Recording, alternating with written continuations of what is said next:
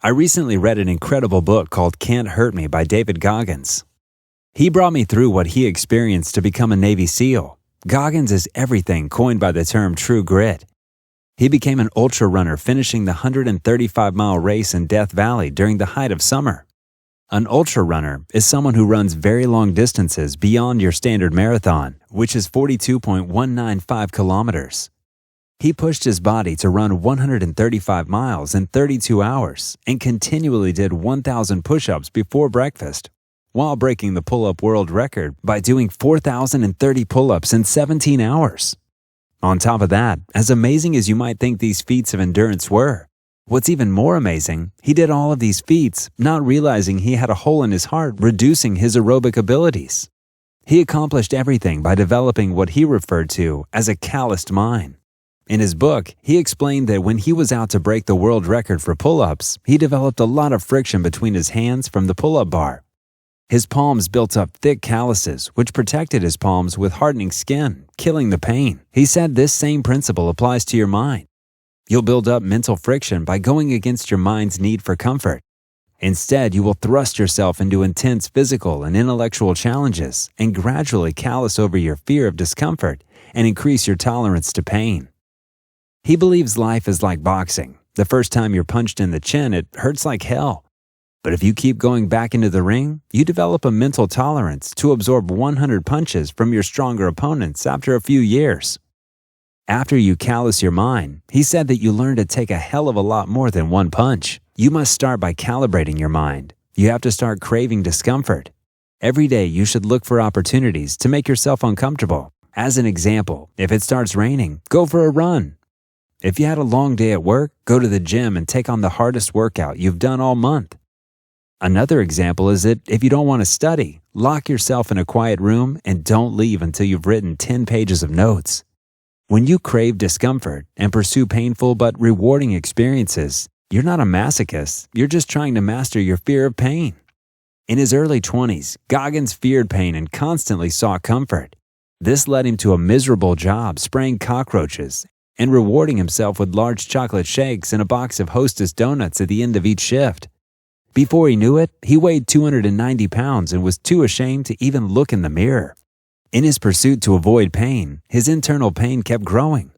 In conflict, when he started pursuing pain by taking on challenges that would make him suffer, such as losing 100 pounds in a period of 3 months in order to qualify for Navy SEAL training, he got rid of his internal pain and his fear of pain and put himself back in control of his life. When you look for painful but rewarding experiences, it helps to remember the secret of pain, which is a secret that most people never realize or just forget. The secret of pain is when you fear the experience of pain, it grows. On the other hand, it diminishes if you accept pain and move towards it. Psychologists Phil Schultz and Barry Michaels said in their book that your experience of pain changes relative to how you react to it. If you run from pain, it will come after you like a monster in a dream. If you confront the fear, it goes away. If you get in the habit of walking towards pain, you'll gradually callous your mind and blunt your fear of discomfort. That said, no matter how much you callous your mind, you're bound to experience moments when pain seems unbearable and you think you've reached your absolute limit. You could experience this feeling after weeks of working on a project for 12 hours a day or mile 15 of a marathon. During these moments, it's critical to remember the 40% rule and use your intelligence. When Goggins would get to the 100-mile mark in a 200-mile race, he'd feel completely exhausted. He would remember the 40% rule and know that he had the ability to run another 100 miles if he stopped listening to the excuses his mind was feeding him. The 40% rule states that when your mind says you're done, you're only 40% done.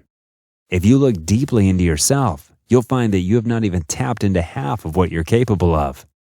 As crazy as the 40% rule might sound, scientists can back it up. A professor of exercise and sports science at the University of Cape Town, Timothy Noakes, studied athletes in his physiology lab and discovered that when athletes claim that they've got nothing left to give and reach the point of complete physical exhaustion, muscle tests have shown that muscles had the ability to do much more work.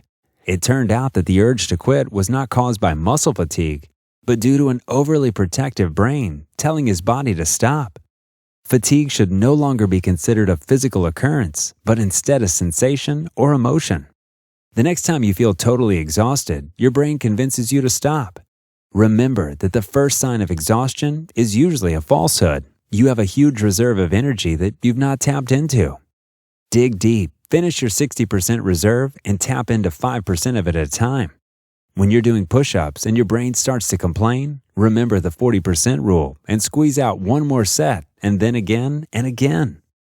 Just when you think you're totally exhausted after a long day at work or working on a project, remember the 40% rule and tap into your reserve. In many cases, the best way to tap into your reserve is to grab a cookie from your mental cookie jar.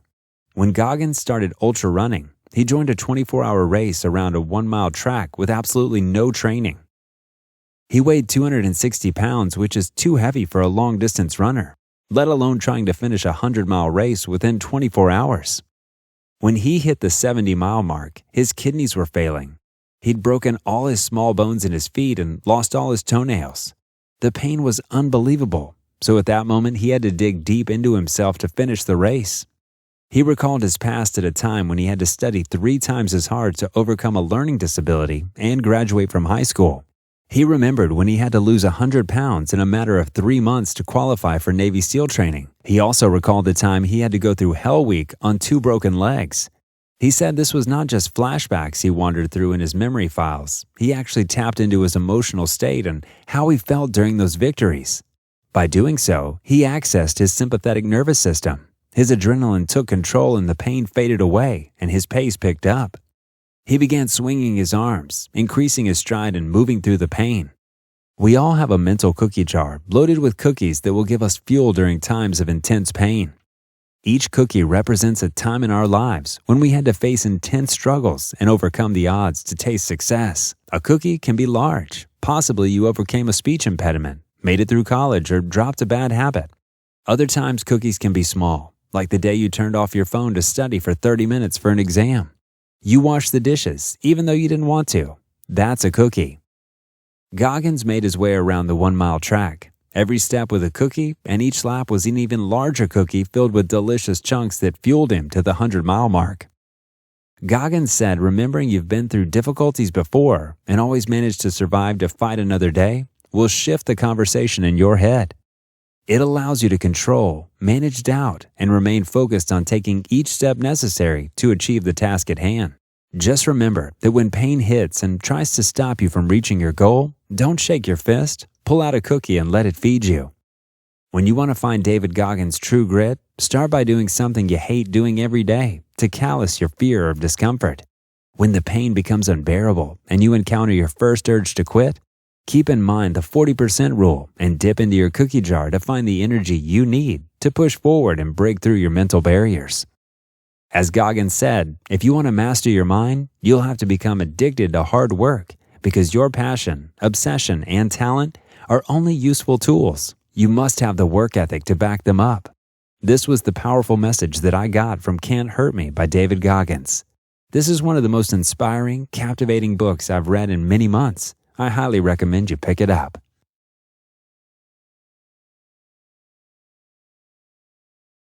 Hey guys, if you need more body transformation motivation, click on the videos shown on the screen.